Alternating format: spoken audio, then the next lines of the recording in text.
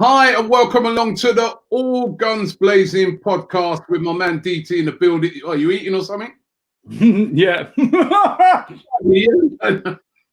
I tried finishing it before you come on. I could hear you going, and my man dipping on. I'm like, quick. Sorry, man. Yeah, it's all good, man. It's all good. How you been? I'm all right. I had a really weird nightmare the other day. I dreamt that football returned and we'd lost our opening 2 games, and that we'd lost to Brighton, and Leno had a serious injury, and Mari was out for the season, and Xhaka was injured, and what an unbelievable nightmare. Woke up in sweats and all sorts, and I sat there and I thought, thank God that ain't real. It's real. It's very real. And so we'll talk about it today. Can I ask you a question though? When I said that I wanted to void the season, do you wish that we voided the season now? You know what I mean? You know what? It looks like you were spot on there. You saw it coming. I haven't even seen this coming, but we're gonna get into that. We're gonna touch on that obviously for the show. Let me ask you first of all before we touch on it. Obviously, the whole Black Lives Matter movement and everything's been going on now for the past few weeks since the players have come back. All the players have been wearing shirts with Black Lives Matter on the back. They've got Black Lives Matter on the sleeves, NHS and all that as well. But they've been taking the knee before the game. Now, last night, the game between Manchester City and Burnley, some idiot decides to fly a plane over the ground with a big banner on the back which says White Lives Matter, which wasn't meant as a White Lives Matter, as in it was meant to offend.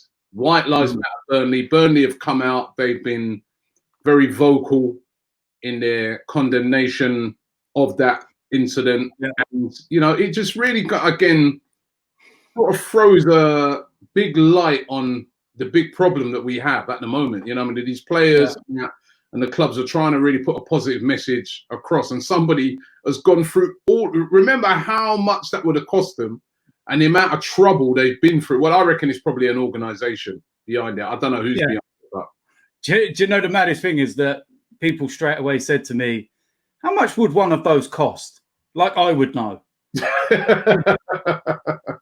You know what I mean? Like I would know anything about planes with banners on the back of them. It's like, but no, look, listen, the thing is, right, is that I'm very open-minded in people trying to understand Black Lives Matter and trying to get, you know, there's no shame in not understanding it.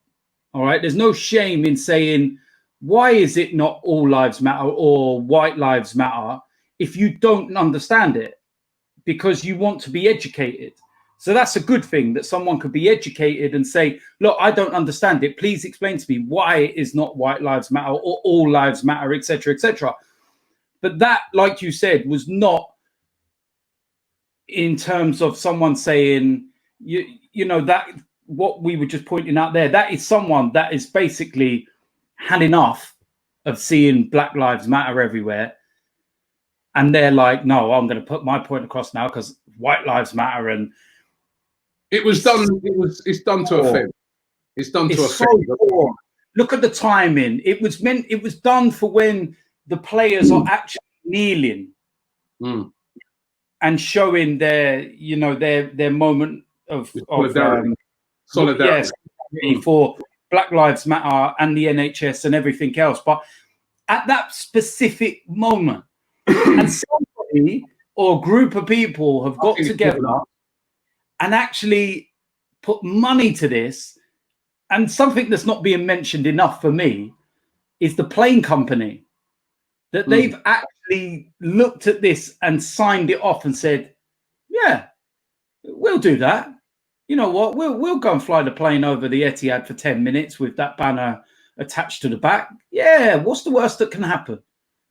You know, absolutely moronic. And you know what? The last few weeks have just kind of opened my eyes as well to certain people and to certain things that are going on in the world. The moment that I start speaking about Black Lives Matter, my followers go down, which is a sad thing, because it's like, do these opinions offend you that much? But then I'm happy they unfollow me, because if that's your opinion, then I don't need you on my page. You know, I'm very open-minded in, you know, listening to everybody's points of view. I'm very open-minded in understanding what Black Lives Matter stands for. And maybe it's because I've been raised in a very multicultural town where, you know, there's a lot of Black people, there's a lot of Asian people, there's, you know, it's not just white people. I've been raised, I've got family that are Black, so maybe I got a better understanding because I've seen it. But it's just so disappointing that everything's so nice, so positive, so together, you know. And the one thing I will say, and I'll tell you something, Burnley are not my most favourite of clubs. You know, as far as I'm concerned, they're a rugby team, and I don't like what they do on the pitch or anything else, and this, that, the other. But you've got to credit Burnley for the way that they reacted to this incident immediately. By half time in the game, a statement was out. The interview by Ben Mee, they condemned it immediately. Lifetime bans for everybody that's involved. You know, so what I want the public to do, because I see there was a lot of people going at Burnley, is don't blame the club for a minority, you know, because the whole reason for protests and stuff like that is for you to not blame, you know, it's like when something happens involving a Black man, don't blame every Black man because a minority. It's the same with a white person. If a white person killed someone, doesn't mean every white person's bad. So this is the same thing. Because a Burnley supporter has done something doesn't mean Burnley Football Club's bad. Yeah, no, you're 100%. Well done to Burnley how they came out about it, and you're right. You know, I mean, I put something about it on my Insta yesterday. I had people saying, "Well, white lives do matter," but I go, listen, hold on. Of course, white lives matter. All lives matter. Everybody's lives matters, right? The whole purpose of the Black Lives Matter movement is because, you know, it seemed over the last, well, 400 years, but it seemed over the years that our lives haven't mattered. So this is why these guys have had to go and put this movement together to say, you know, you can't just keep killing us like this. You can't keep keeping us like, you know, treating us like second-class citizens. Our lives matter. Just that we want equality. And that's all it is. That is what the Black Lives Matter movement is about. When these people are coming and saying about white lives matter, I'm sorry, they know what they're doing. This is just something to try and divide. It's not about, you know, because why are people scared of people being equal? Not being better, being equal. And that's what I can never understand. But well done to Burnley for coming out and with their response. And I like the response from the public in general, which is they're disgusted. You know what I mean? Maybe 10 years ago they might not have been, but now they are. They're disgusted by that. And, you know, what an idiot who's done that. And, well, you know, like you said, that's not a Burnley fan. That doesn't represent Burnley. That represents some idiot, you know, who's probably the member of some organization. I mean, I don't know who this person is. They'll probably, hopefully someone will find out who they are. They've already found out. And they've already found out. Their name was all over social media last night, and their Twitter account mysteriously had deactivated. Apparently, they're a part of the notorious Burnley hooligan organization, and yeah, I'm not going to say no more on the probably a bygone age. And you know what? When we've been up to Burnley, I've always had I've always found the fans up there so cool, man. They come up to you, they talk to you. Yeah, they've been all right. We have great banter up there. Great banter up there. You know what I mean? Great. You know, it's a great club. And do you know the other thing as well is that one thing I have noticed. I'm not saying this in a bad way, but there's not a lot of black people in Burnley, but there's a lot of Asian people. A lot of Asian people, yeah. A lot of Asian people in Burnley, and it's not. You know, it's a very old school town, should we say? It's very throwback. It's all cobble kind of like old stone houses. It's very northern, you know, and I'm not disrespecting it. And Proudly you know, northern, proudly northern. Yeah, and they look. Listen, my mum's a northerner. Do you know what I mean? So I've got nothing against northerners, but at the end of the day, it's just, you know, maybe there's people within that area that ain't kind of got into the modern world. Well, there's a few people like that even where we are. So yeah, even in London, even in Luton, wherever. It's yeah. Do you know what I mean? People all around the world that don't understand. And you know, I just hope that the last couple of weeks might have opened the eyes of quite a few people, because like you said, it's not about white lives don't matter. It's just the fact that we've, you know, not had to deal with, you know, the things that black people have had to do from 400 plus years ago. So it's all about equality. That's all it's about. The whole movement is about equality. And, you know, I continue to applaud all the players that are highlighting this matter. And that idiot last night will not derail it. But moving on to your dream. Your dream is actually real.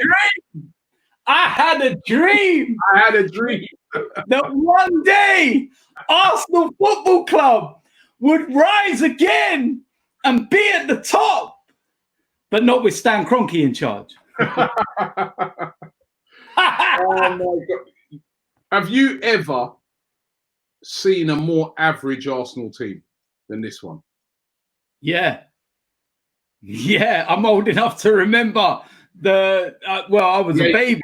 I was very, very young. And it was just before the George Graham era, like a year to 2 years before I really got started going to games in 86, 87, when George Graham took over. It was like, yeah, it was coming out of that bad period. And then from George Graham onwards is when we had success again. You know, my dad's told me about some of the real tough times. You imagine being alive in the 60s and watching Tottenham win 2 league titles. You know what I mean? That's depressing. But in the modern era, I can't remember it as bad as this. Even when we moved to the Emirates and we'd lost our big players, the Invincibles broke up, we were still competitive. We were still a team that were, I wouldn't say as feared as we once were, but it was still a team where teams would be like, "Oi, don't want to go to the Emirates today. It's going to be a tough game." They play brilliant football. We've always had a brilliant home record at the Emirates. But now we're just pathetic. We're feeble. We're average. And I keep saying it, Robbie, that interview I done a few years ago, when I said to you, we're a top 8 team and we need to lower our expectations right now. And you just looked at me like, And I was like, I'm telling you, when Wenger goes, it's going to take years to repair.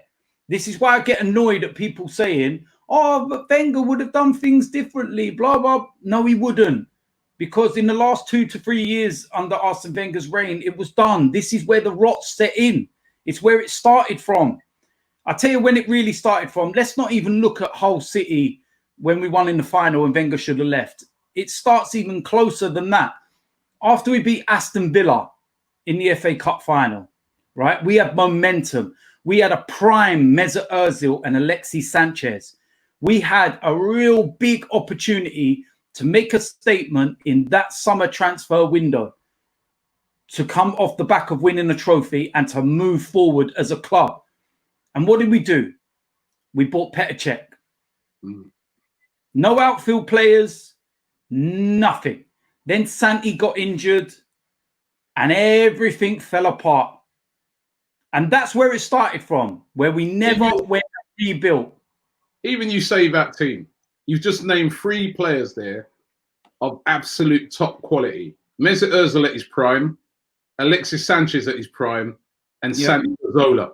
3 players of extreme quality. Then you can throw your Ramses into that and people like that. Then I look at sorry? Even Koscielny. Yeah. And then I look at the team now, and we've made this point. I made it with Troops the other night. I think I even made it with you after the game. How many international players in that squad?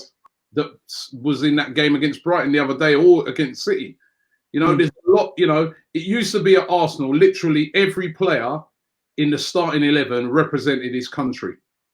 And when I say represented his country, I wasn't just on about a squad player starting for his country or playing regularly for his country. Now, when you look in that squad, or when you look in that 11 that started the other night, Pierre-Emerick Aubameyang starts for his country, Gabon, which is not a main country, as we know, but he starts for his country. Nicolas Pepe starts for the Ivory Coast. And apart from that, who else? There was one other player. I can't remember the other player that starts for his country. But if you look at the rest of the team, Leno doesn't start. He's a great goalkeeper, by the way, and will one day start for his country. He's not a star for the country, but I'm not so much talking about him. But Bellerin is not in the Spanish team. Holding's not in the England team. You know, you can run through the whole team really, and you know, they either don't represent their country, you know, or they're a fringe player for their country. And is that telling us something about the quality of the players that we now have when you compare it to teams of 5 years ago? Because we had players like Giroud, they started for their country regularly. You know what I mean?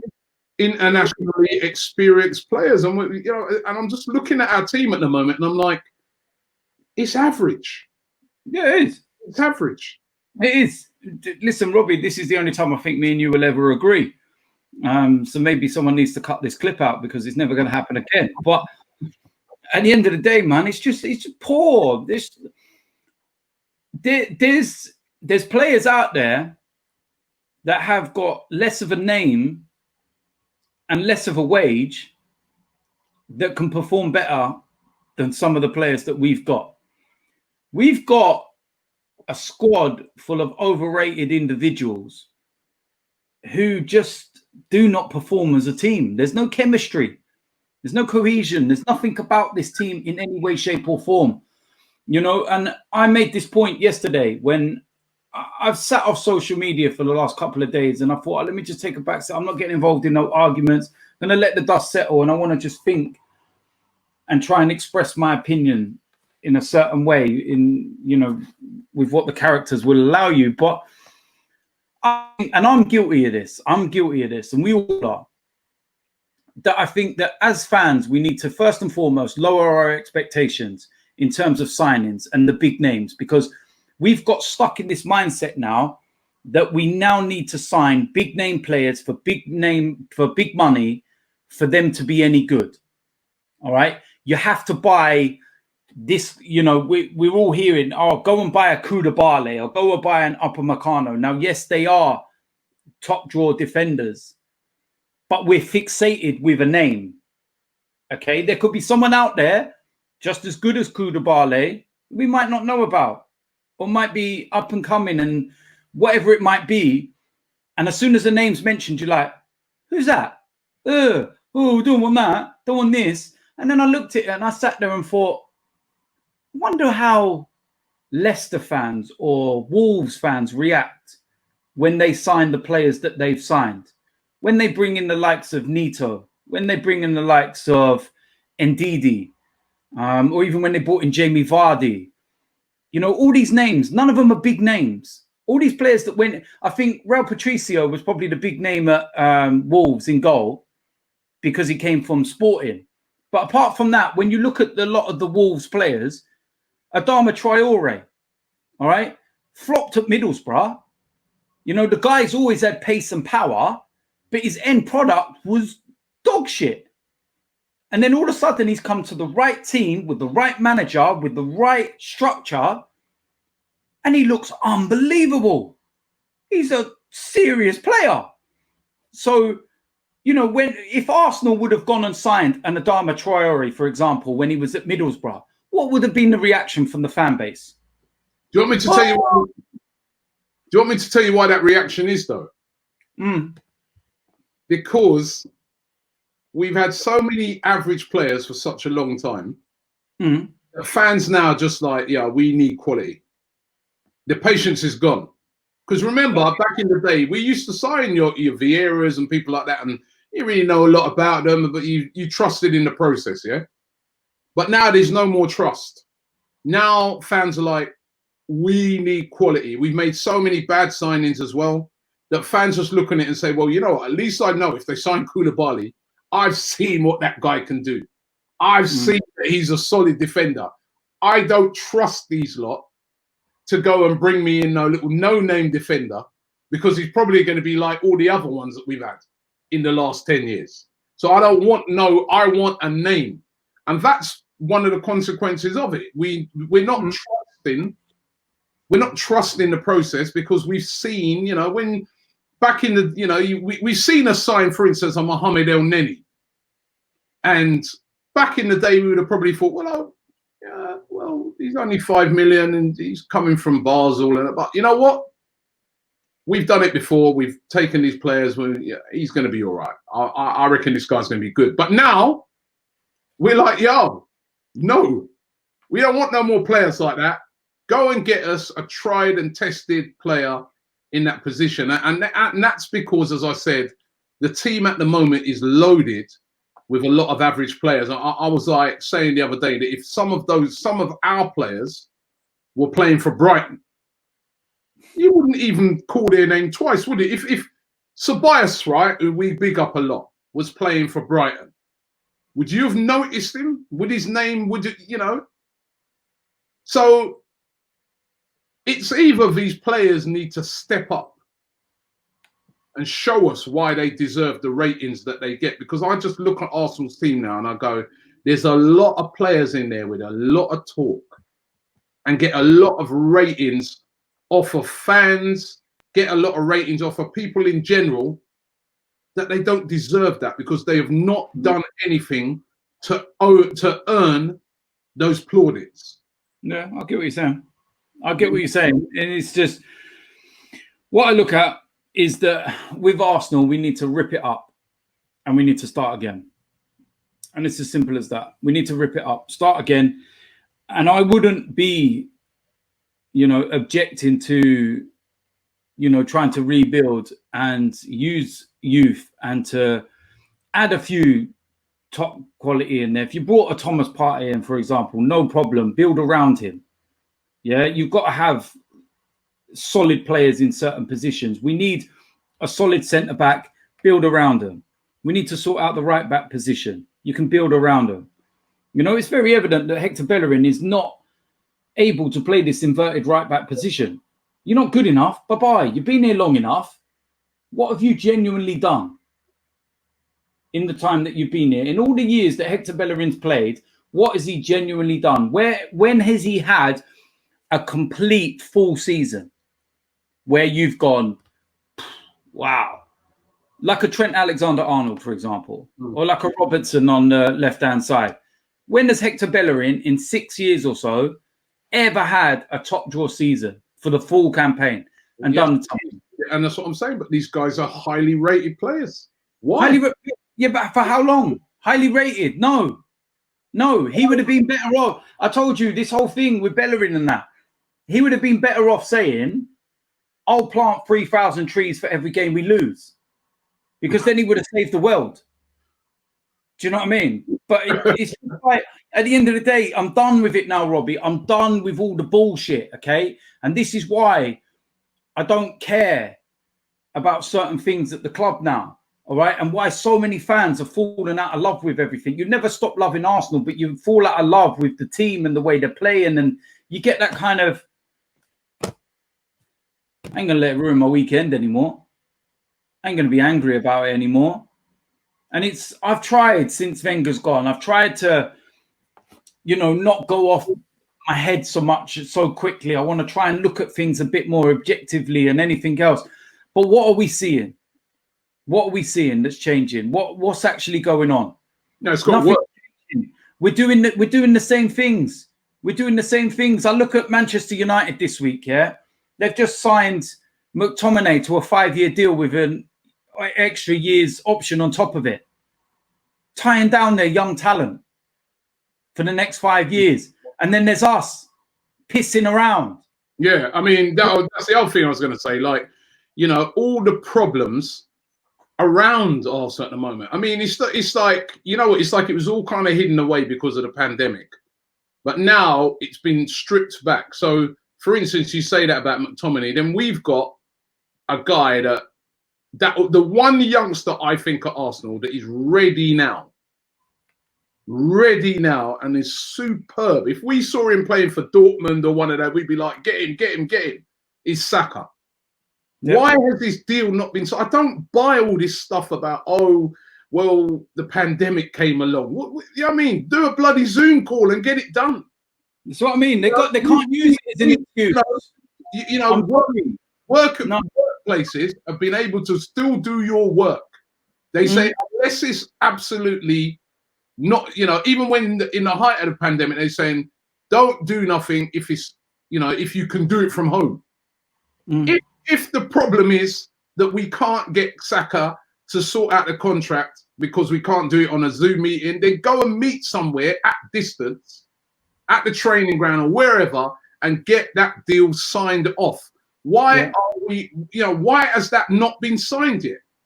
Then the Aubameyang thing, to me, again, either way should have been sorted. We should not have come back after this break, right, and not have had that sorted. Either way, are you staying or are you going? If you're staying, here's the thing, sign it, we're going to pay you this.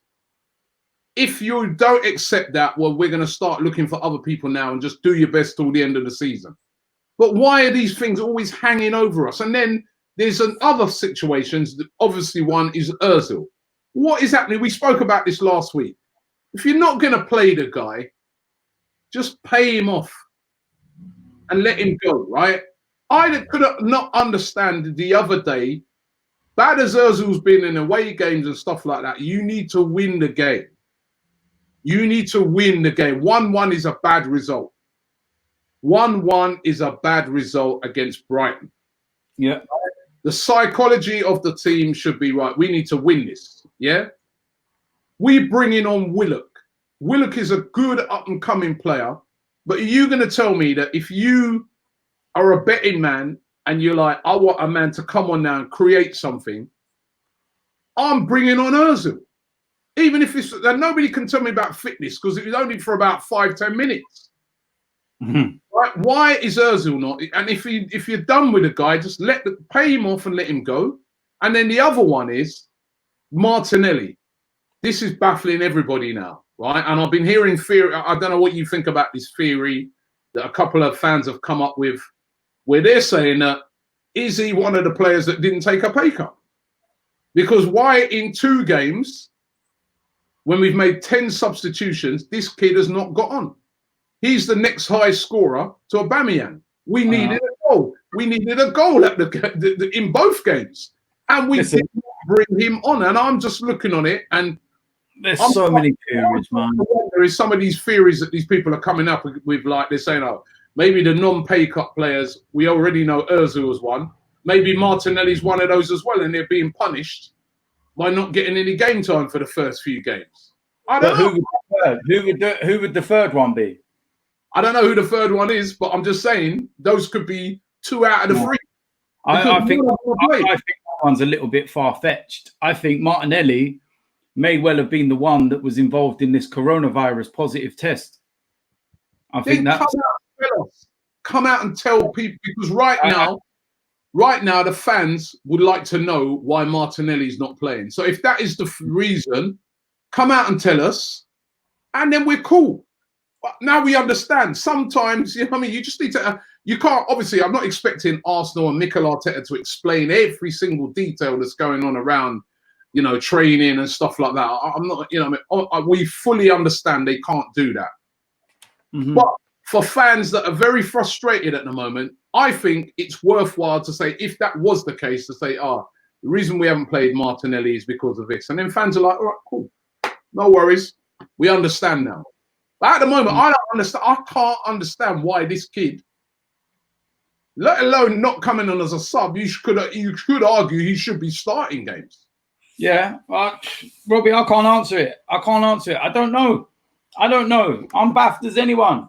but the rumor mill just circles with everything. Like, it's the same. I see a paper yesterday that started it talking about Bernd Leno. He's out for a year.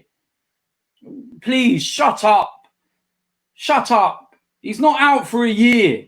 All right. And it's like, first and foremost, Bernd Leno's not even had his scan. All right. He's in pain. It's swelled, but he's not had his scan. And the initial assessment is that his knee is actually very strong. So yes, there is some damage. And that is a very good thing to hear, because if you know about ACLs and knee injuries and stuff, then the initial assessments happen on the pitch before they even come off. And then they're assessed after. And they can tell pretty much straight away, you know, by the structure of the knee, what kind of damage there is. And then they have to wait for the swelling to go down before they can do the scans. So the fact that this, you know, paper and whatnot were actually reporting that he's out for a year is just, it's like, it's just sending the fan base into a frenzy. It's just like, where did you get this information from a year? What? There's physically no scans, man. Yeah, all right. Well, you're right with that one. But what about the Cedric one now?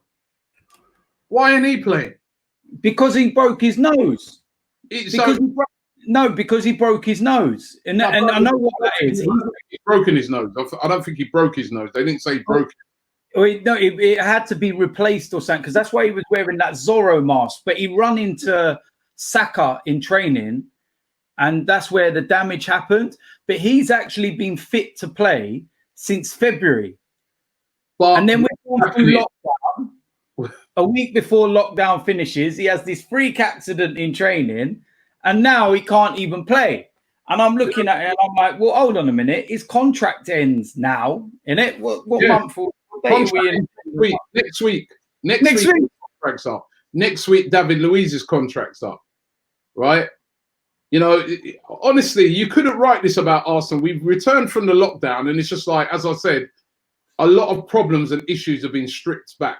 Told you. Told you. It looks an absolute mess. We've lost our first two games. All right, the Man City game, we saw what they did last night to Burnley. Right, that was always going to be a really tough game, but we should have put up a better fight than that. I think it's not just the results; it's the performances. The Brighton one, and it's Southampton up next, DT. Yeah, I know. I saw them play the other day. They looked very impressive. Yeah, they looked impressive. What I will say about the Brighton game is that, believe it or not, up until we scored, we actually didn't play that bad. It wasn't fluid. It wasn't, don't get me wrong, it weren't fluid, and it wasn't what you look at and go, yeah. But we had a lot of chances. We had chances to have been at least 2-0 up. You know, Saka an inch lower goes in, instead it hits the bar. The chance for Lacazette, Aubameyang being a millimetre offside. You know, we had chances. But the most disappointing thing about the Brighton game is that we get the breakthrough eventually. We finally get that breakthrough, and it's like, right, okay, we can breathe. And even when we were doing the watch along, we're all sitting there and we're like, we need a second. We need a second. Because we just, not up until that point, Brighton had done nothing. You couldn't see Brighton scoring. No. But the thing is, then we were saying we need a second because we all know about our defence. Exactly. And the thing is, everybody else knows about our defence as well. So even though they hadn't done nothing in the game, they're probably thinking to themselves, yeah, but you know, Arsenal, man, we are going to get, before the end of this game, we'll get 2 or 3 chances, right? We've got to take them, right? And that's exactly what happened. We cannot. And the defending is not just, by the way, it's not just the centre halves. The centre halves get a lot of blame all the time from fans. And our centre halves are not good enough, but they get a lot of but it's the midfield does not offer any protection. They switch off. I mean, Ceballos on that first goal completely switches off. And we see it time and time again now. Balls are whipped in. Nobody's blocked the cross. Nobody's gone out to close down a player. That's how we concede a lot of our goals. Yeah. It's allowing the problem to be created in the first place. We don't snuff out problems. No. The midfield, the Arsenal midfield at the moment, and I know we're missing Xhaka and I know we're missing Torreira, but the Arsenal midfield at the moment is very, very average. Very average. It's paperweight. It is so poor. It's and awful. There's nothing. There's no protection. There's no penetration. Do you know what I mean? I'm making it sound like this is a sex video, but it's just like, it's just, do you know what I mean? It genuinely, it's not a sex video, it's an enjoyment with sex. Yeah. Well, do you know what I mean? You know what I mean? It's like, maybe it's a dominatrix video then because I'm feeling pain. Do you know what I mean? It's like, you get enjoyment from that pain though, don't you?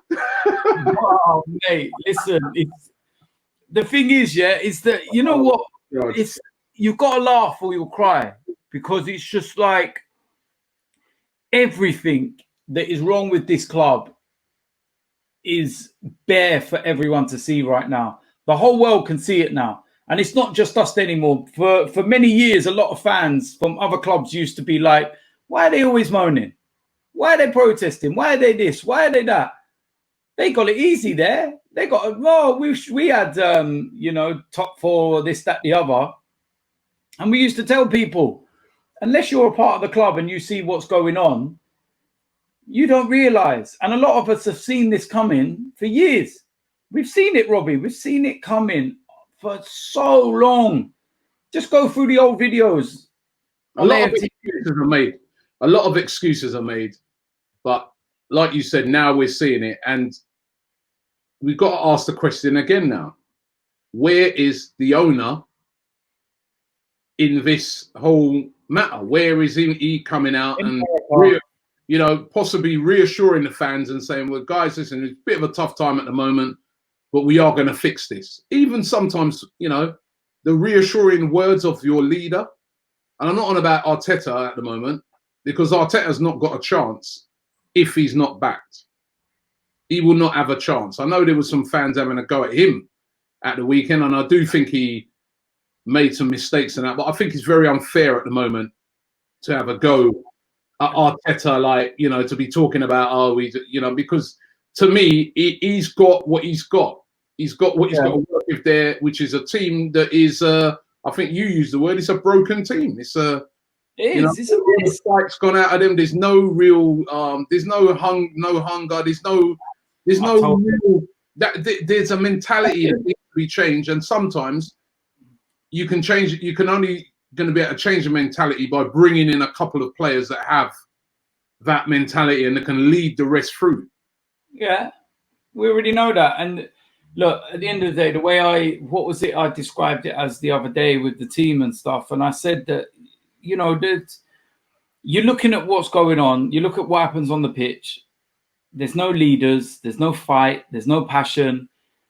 And the difference is that a 90-minute match live on television is not edited.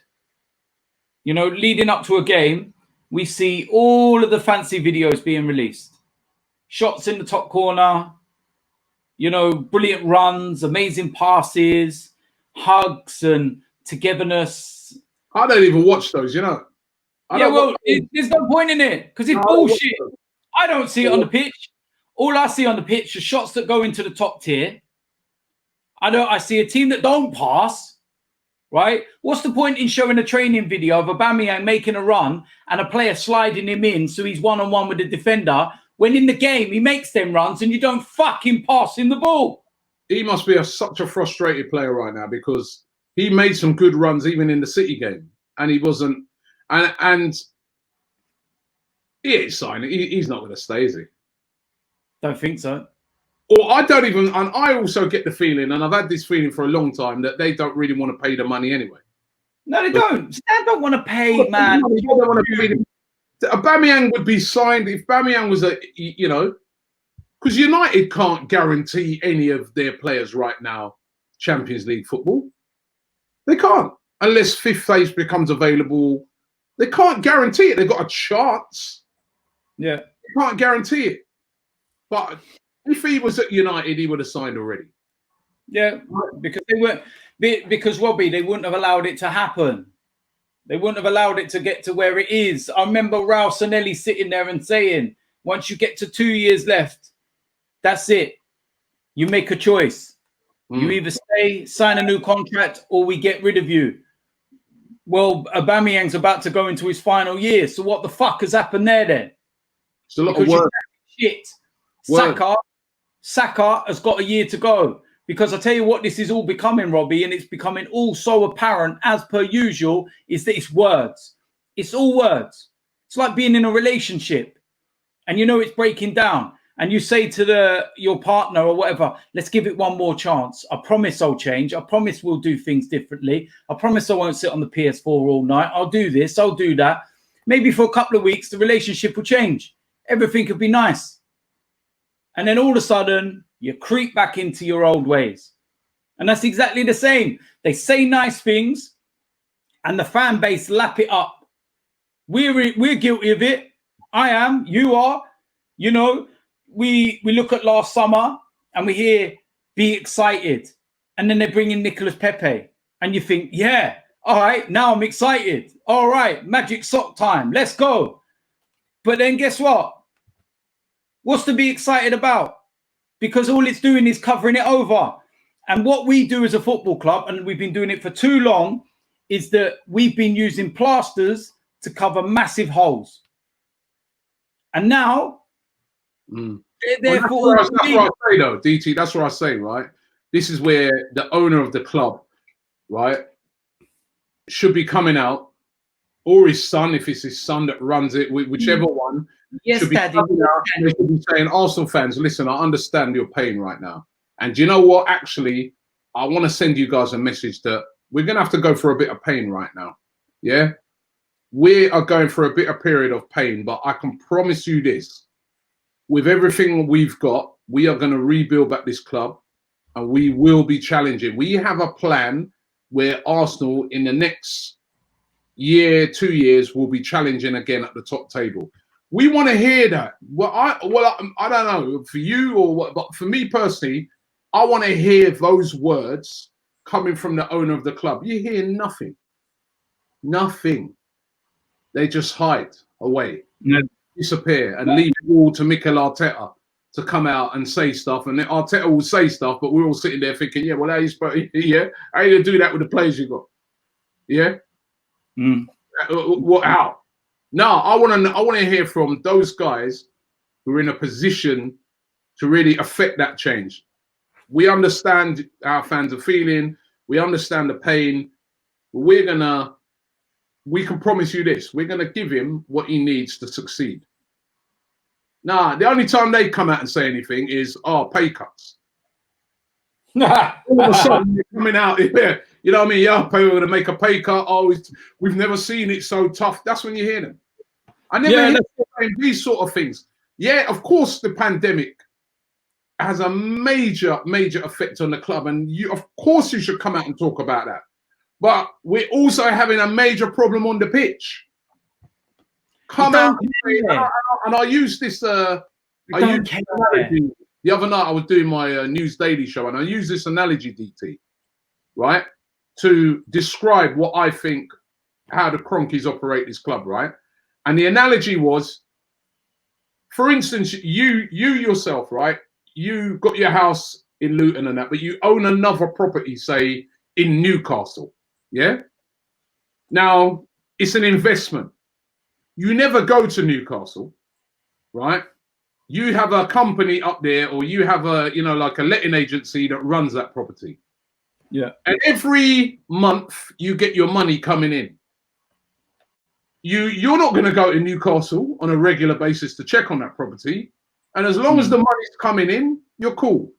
Now, every now and again, you might get a call from the letting agent saying, there's a leak at the property. Or, and you might say, okay, well, if it's something minor, you can sort it out.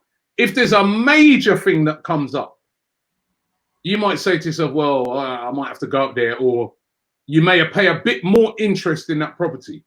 Yeah?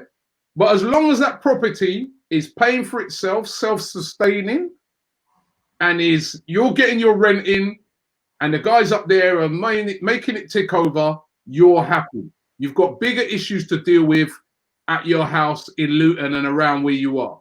And that, to me, is how they run the club. They're over there in America. They've got their issues to deal with there. And Arsenal Football Club is just an investment that is afar.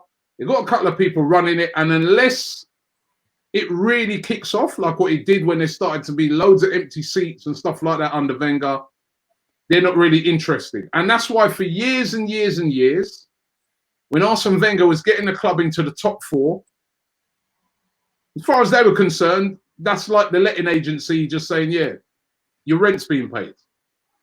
It wasn't until we started now to drop out of the top 4 that rent, you know, they're probably on, yeah, how comes the rent's gone down? Oh, yeah, we're not in the Champions League. All right.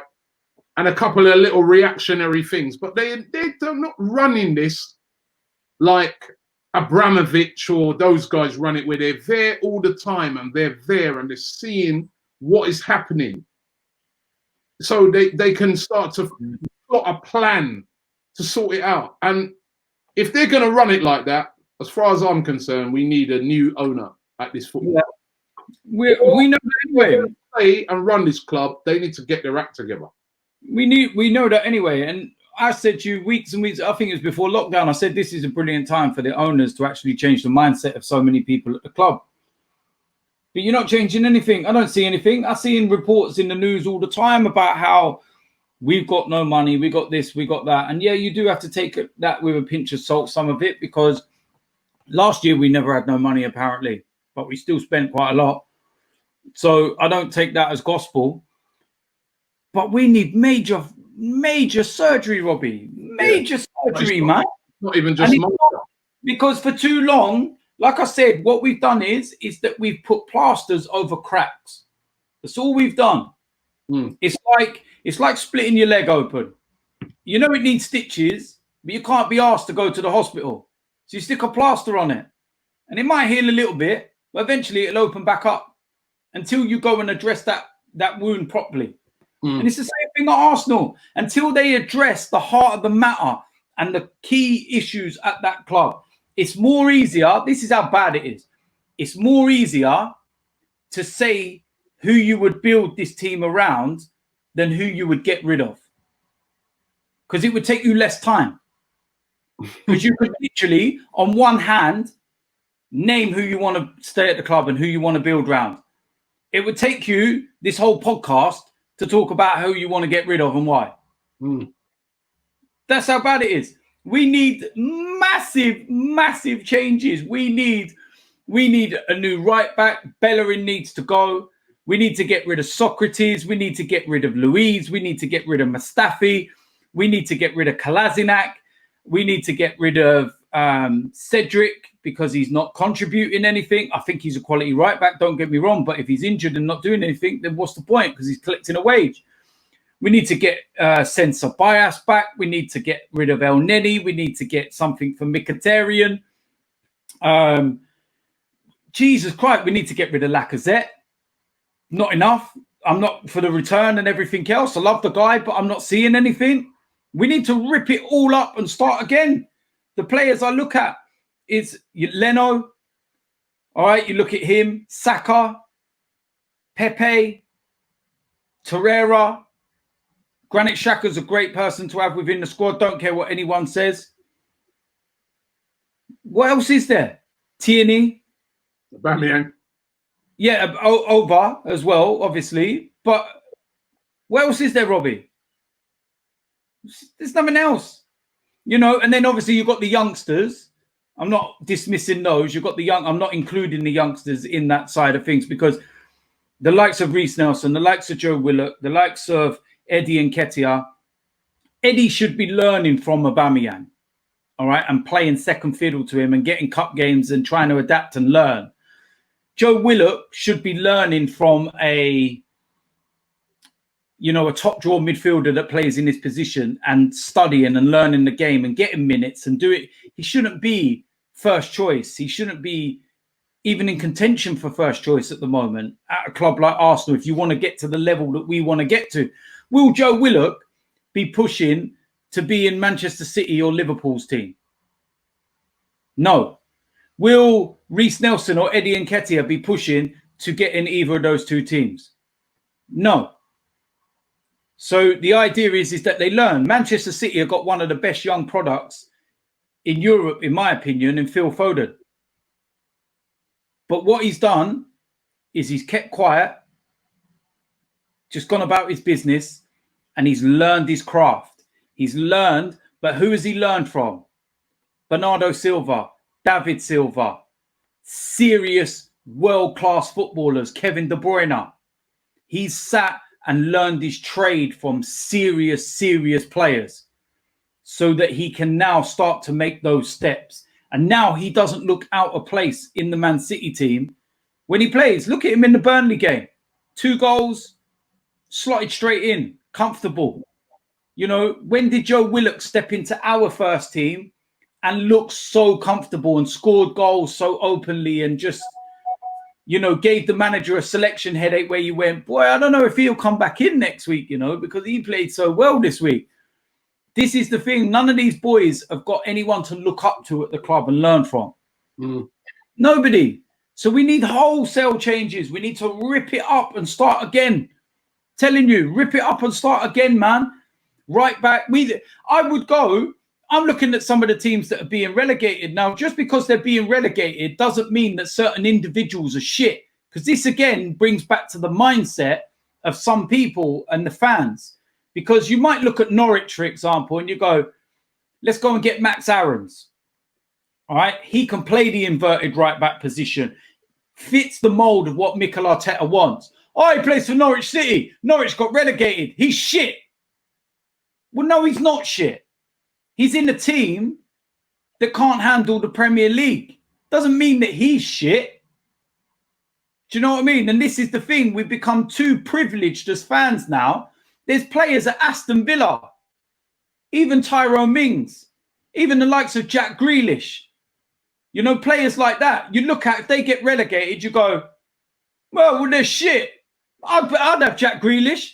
Jack Grealish should walk into that attacking midfield area in our team right now. Of course he would. Of course he would. He's miles better than anyone in the midfield. Exactly. And this is what I'm trying to say. But yet, so why not go down to some of those sides that are going to possibly get relegated and take some of those best players? We're Arsenal, man. I'm sick of this bullshit of where we're acting like a small club. Oh, but you're not. Well, what do you want about? We're the 3rd most successful team in fucking England. Yeah, we're having a bad time. Yes, we're not as good as what we used to be. But the idea is to rebuild and get back to where we were. So go to these clubs and take their players. Start acting like a big club. Yeah. And rebuild and start again. Well, we can start by beating Southampton. Game coming up on Thursday. Piss off. Huh? Piss off. Piss off. No. Like a big club is Southampton. It's not. I'm not talking about playing Man City. Yeah. Hey, I'm acting about big club, yeah, when we actually fix things. But right now, the state we're in, do you think I've got any form of confidence in going to Southampton, a place we can't go to anyway? We're always shit when we go to Southampton. And you want me to be confident and think that we could get anything. If I was to say that I think Arsenal will win, then someone will come round my house in a white coat and take me away. Wow. For Southampton. Southampton, that's how bad it's got, Robbie, that we don't even expect to beat Southampton. If you go, I'll tell you what you should do now, yeah? When this is finished, go and ask the bookies, yeah? Whoever it is, we've worked with loads of them and whatever. Go and speak to them, just tweet them or whatever, and say who's the favourite for the Arsenal-Southampton game on Thursday. Southampton will be favourites. We are the underdogs against Southampton. Are you mad? That is how far we have fallen, Robbie. We are the underdogs against Southampton. And I agree with it. Because we are the underdogs. Do you know what I mean? All I'm hoping for is that the team somehow wake up. They somehow have looked in the mirror this week and realised that they're not just, you know, not doing what they should be doing for us and the manager or anything. They're not doing it for themselves. Take a long, hard look in the mirror and look at your performances and ask yourself, is it good enough? Or are you just happy collecting your wage? All right. Well, DT, thanks very much. Thanks for everybody who's watched the podcast. I'm sorry it's so depressing today. Really been not really much positive to talk about when it comes to the team at the moment. Maybe they can, give us a bit of positivity on. I mean, look at you. You're not confident, are you, on Thursday? Be real. I am not confident, no. No, how can you be? You can't. Exactly. So I'll tell you what you're going to do. Yeah, you see on Thursday when you do your preview for yourself and everything before we go live or whatever. Yeah, just turn around and say, we're not going to do this. No, listen. I'll probably, as I get nearer to the game, I'll get a bit more positive. But it's hard to be positive about this team at the moment. It's been really, really poor since we've come back. Maybe those players, if they do have any fight in them, this is the time to start showing it. Go to Southampton, where you are the underdogs, where everybody's expecting Arsenal to hold another L. Go there and put in a big performance. Start to win the fans back. Start to win the fans back. But if we go there and we lose 3 in a row, but then maybe as some people have said, it's it's a way of us seeing exactly what's going on. So I don't know, man. I don't know what to say no more, but